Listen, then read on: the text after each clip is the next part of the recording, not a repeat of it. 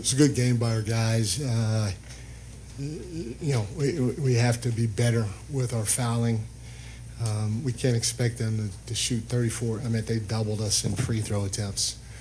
And, I obviously haven't watched the film, so I'm not sure if all of them were fouled or not, but we can't expect them to go to the free throw line 34 times and us to, get a win the way we did. So we have to be better keeping them off the free throw line. But I give our guys credit. They tried to do the right thing against a guy like Maxey. You got to keep giving multiple effort. He just doesn't stop. Against Joel, you got to make sure that you keep trying to show your hands and stay down on his shot fakes because those two guys together are a load, and individually they're a load. But our guys tried as best they can to keep giving multiple efforts, McHale and Deuce versus Maxey, and I got to give Ariel Huckporty credit.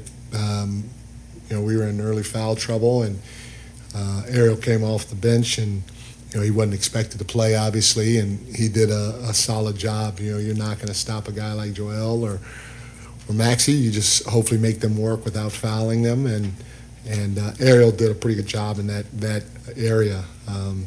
Offensively, our guys were really good. All of our guys were really efficient from the floor. Jalen with the 35.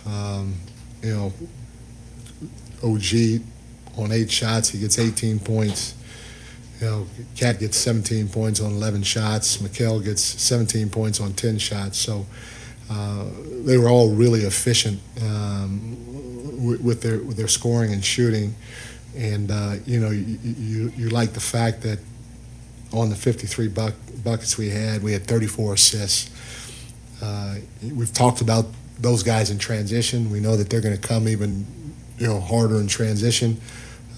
Our guys did a good job trying to get back and limit their transition break. They had 3 fast break points, and then at the end of the day, one of the signs to see how hard we're playing is what do we when it comes to where are we when it comes to the 50-50 balls, and there were 16 of them out there, and our guys got 14 of them. So great job trying to be the first on the ground and to get after the 50-50 balls throughout the course of the game. Mike, percentages aside offensively, which were absurd for your team, as you mentioned, it just seems like this group has gotten to like a flow state where it's next action, guys cutting, guys moving. I know for you that was so important coming in to your tenure here. What's it been like for you to see this group get to that point where it just feels like things are a little bit more natural offensively and flowing that way?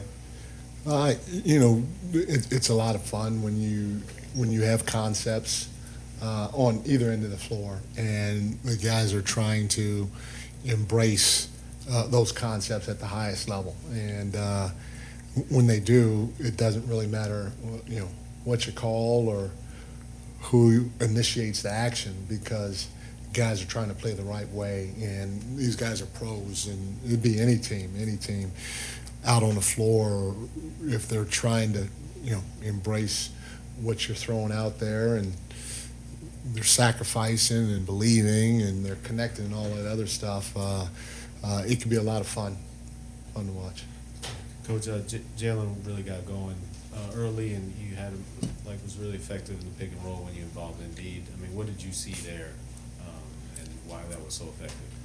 Yeah, our guys did a good job of setting screens for him, and Jalen's pace and his change of speed, all that stuff with the basketball was really good. And they like to play in a drop, and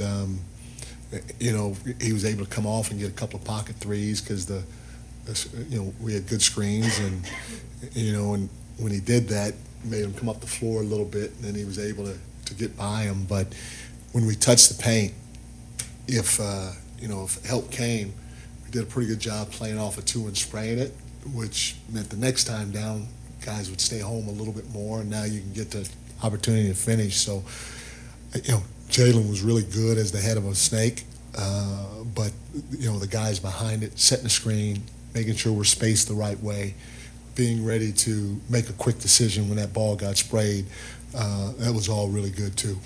Mike, building off of that, there are a number of possessions where you guys are trying to bring Embiid into the pick and roll, and they're kind of pre-switching Embiid off of it, and so you guys are improvising and changing who's coming up for the screen in the middle of the possession. Like off the ball, is that a communication thing on how you execute that properly? Is that just guys understanding habits? Like how do you get to a point where you guys can look cohesive off the ball as they're pre-switching in those scenarios?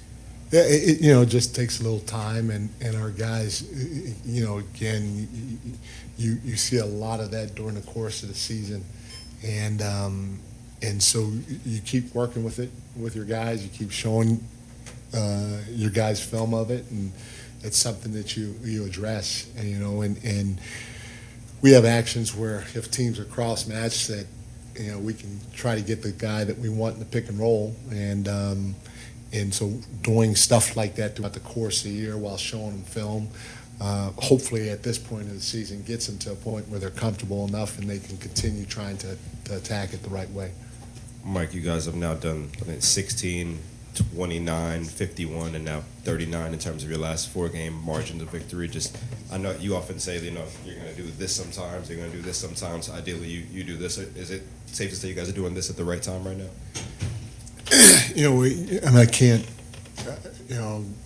deny it. Our guys are playing pretty good basketball, and I got to give them credit, especially where credit's due. They're trying to focus on the details. No matter what the score is, they're still trying to stay locked in, and it shows by whether we're up double digits or not. We're still diving on the floor for loose balls. We're still trying to get out in transition and get to the corners to put pressure on the defense.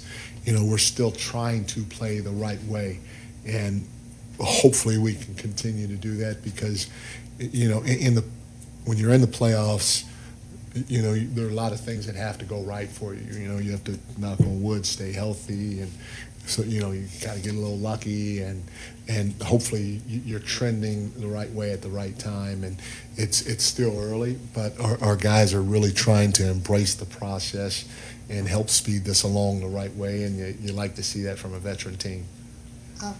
Mike, I think that was the first time that Maxi's been held under 20 since like February. Can you just talk about the role that Cal played in that, and also talk about the faith you had in him when he was struggling early in the last series, and you stuck with him, and how he's playing now? Yeah, he's been our starting two-guard all year, so for me, and he's had a really good season, so for me it was easy, to stick with him. As a coach, it's up to me to think about everything, whether I need to change this or change that. I'm always thinking, but in terms of sticking with him, it's a no-brainer. But he was really good, defensively. He didn't, he didn't shut Maxey down. Maxey missed some shots, and our team defense behind him was pretty good. But the one thing that I give Mikal a lot of credit for is his alertness and his ability to have multiple efforts when guarding Maxey, because Maxey is similar to Steph, where he's constantly moving, especially when it comes to a two-man game with Embiid. And so he's a hard guard. You can't ever relax. And Mikal, did as good as he could trying to stay with him when he was moving or when he gave up the basketball. Just aside from the foul trouble, just I guess what was working defensively against Embiid, who couldn't really get into a rhythm tonight? Again, we gotta make sure we don't foul him. He's so crafty, and he can score from all three levels. So we have to be really disciplined in how we play him. And at the end of the day, when you have great players like Embiid and you have great player like Maxey, you hope that they miss a couple, and then you got to get out and transition and make them work on the other end of the floor, and that's what we try to do.